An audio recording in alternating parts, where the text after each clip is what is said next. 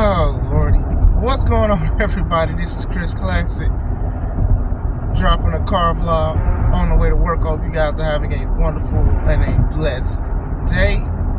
If you have not heard this today, make sure you know that God loves you, Christ loves you, and I love you. Praying for everybody at this moment, praying for breakthroughs, victories, and I'm also praying for healing. I'm also praying for people's preparation for some of the worst things that could happen in this day. Make sure you subscribe to this channel, the Techno Podcast, where I talk about professional wrestling topics, interview wrestlers, and I put up my matches as Classic Alpha. I've put up my latest match, triple threat match, championship match, so check that out. Also subscribe to my second YouTube channel, C3 Ultimate Wrestling, me and my wife's professional wrestling company, where we put our matches and segments up. We are gearing for another show called Still the Show in April in Crown Point, Indiana. Hope to see you guys there. Details are available. Alright, so Anthony Khan, bro. Y'all knew I was going to talk about this. And I was like, you know what, I'm going to do this on the car vlog. Yesterday, Tony, I don't know if Tony was messing with the pure. I don't know what was going on. But look. So, Tony loves to be on social media. And he loves to respond to people. He loves to bring up things. He tries to bring up stats that make no sense. I remember when they were saying that Warlow wasn't all elite. And he was just the bodyguard of MJF. And then they tried to bring up stats when he got signed. It's stupid stuff, man. Just stupid stuff. So, apparently, somebody must have tweeted him, or he just was randomly just wanted to talk about something. So, I guess he's upset that people don't want to see Hook versus Samoa Joe. I kind of want to see it, but I don't want to see it as far as Hook challenging for the title that Samoa Joe has. And we all know that Jinder Mahal is facing Seth Rollins soon. So Tony tweets saying that I'm trying to understand how people basically, I'm paraphrasing, or paratweeting if you will, how somebody like Hook, who is 28-1 in the rankings, gets a world title shot and everybody's upset. But when Jinder Mahal has lost every match since last year and he gets a title shot, nobody's mad. And then he said, what's up with the consistency? Tony Khan said, what's up with the consistency?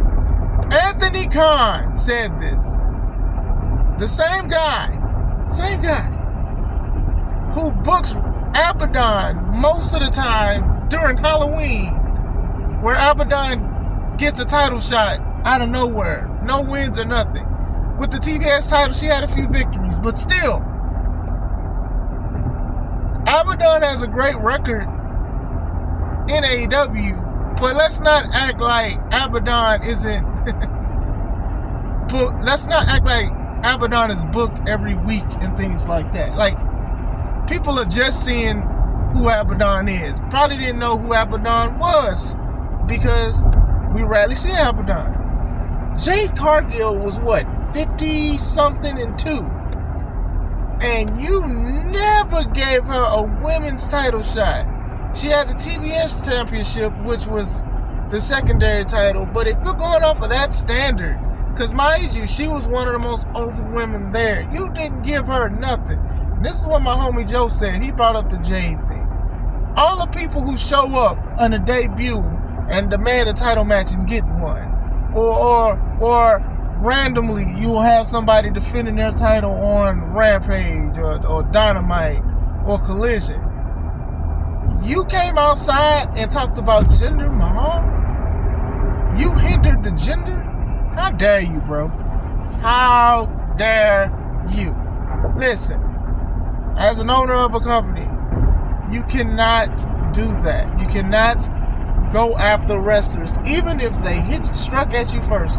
Look, I remember the situation with Big Swole when Big Swole got let go and she started saying things about how AEW rose in the back. Tony tweets that she's not a good wrestler. That's not good, Tony. That's not good for you to say. You don't have to respond to every tweet. You have so much on your plate. And you said something about her. And then now we fast forward, she's kind of making more sense. I don't agree how it went, how she went at it, but she wasn't really that wrong when you think about it.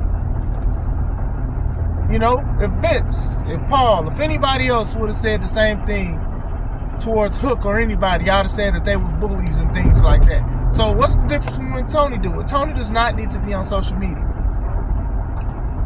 Especially when you talk about Hook and you talk about Hook, and like I said, I have nothing against Hook, but I do think that they cooled him down. People wanted to see him, then that's when they stopped showing him. You know, come on, man.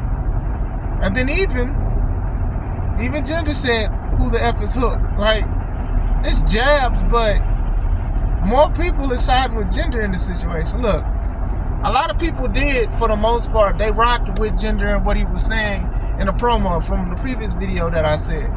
So it's like, I don't think this was a good move on Tony Khan.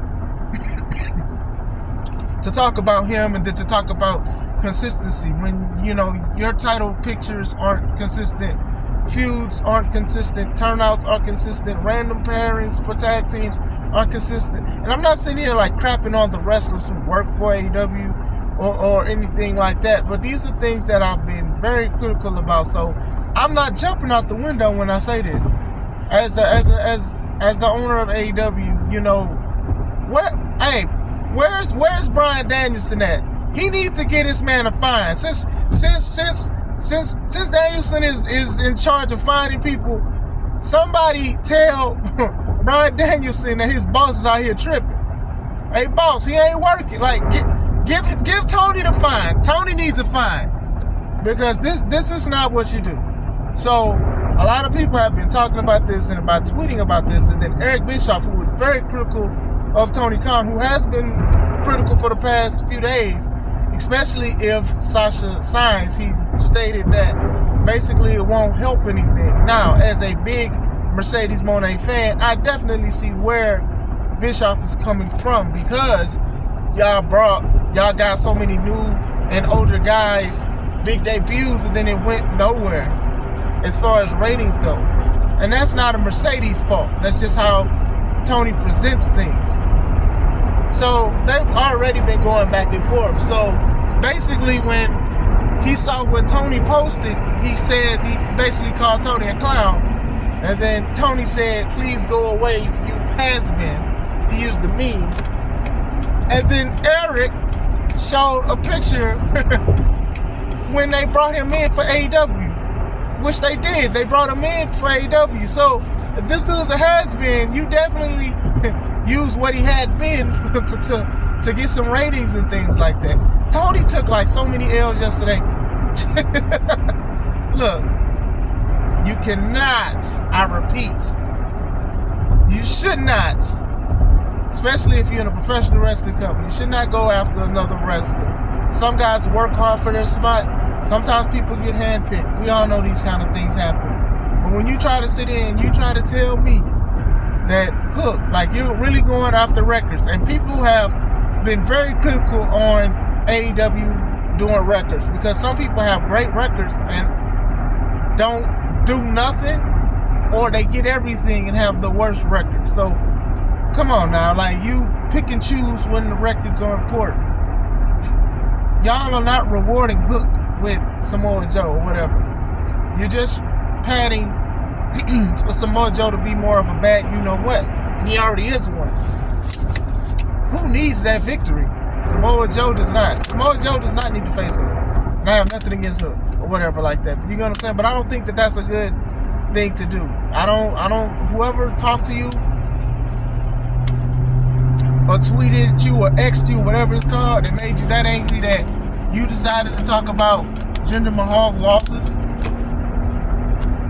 and you got people who rarely wrestle, who gets title shots on all the shows that you have, you own, and you produce.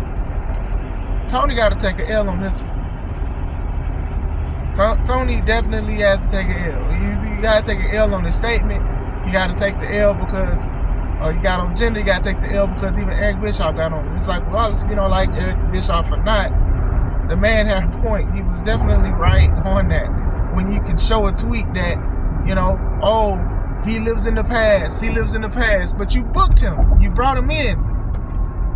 AEW graphic and all, and you called him a has-been because you was upset. Now, I don't really go out and name call people and things like what Eric did by calling him a clown, but that's not something that you do. That's not something that you say, and it can affect your company negatively. Or it can make you stagnant. You know, some people be like, okay, cool, he's edgy. That's a bad way to be edgy, you know. All Gender did was do a promo with The Rock last week. All he did.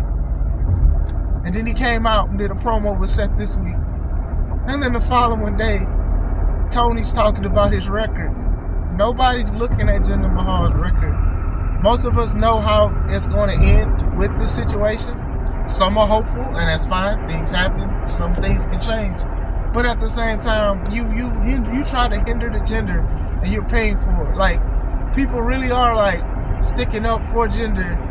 Not saying that they need to, because that was definitely out of the window. Like, why would you post something like that? Like, Bryan Danielson should give him the purest of fines, because he might have been on the purest of something else. Bad business move. Bad business move. You cannot do this kind of things, and then you cannot talk about inconsistency when you are very, very, very, very inconsistent with storylines, with match structure, with psychology, tag team championship switches, and things like that. You know, I wouldn't be surprised if Sammy and Chris Jericho beat Big Bill and Ricky Starks for the tag titles, because the tag titles have been very inconsistent in themselves, man. The TNT title has just become like more legit and stuff because of everything that Christian Cage and Adam Copeland is doing with it. Come on, man. Don't talk about records. Don't talk about records, because that was wrong. That was wrong. You were so mad that you decided to tweet that. You should apologize, but I know you're not. Curious to see what happens, but let me know what you guys think. Was he wild for that? Did y'all think it was no big deal? People blowing it out of proportion? You know, should he have hindered the Jinder or tried to? Like, what do y'all even think about Eric Bischoff's comments? Let me know what y'all think. I hope you guys having a wonderful day. This is Chris Classic. Let's take it home.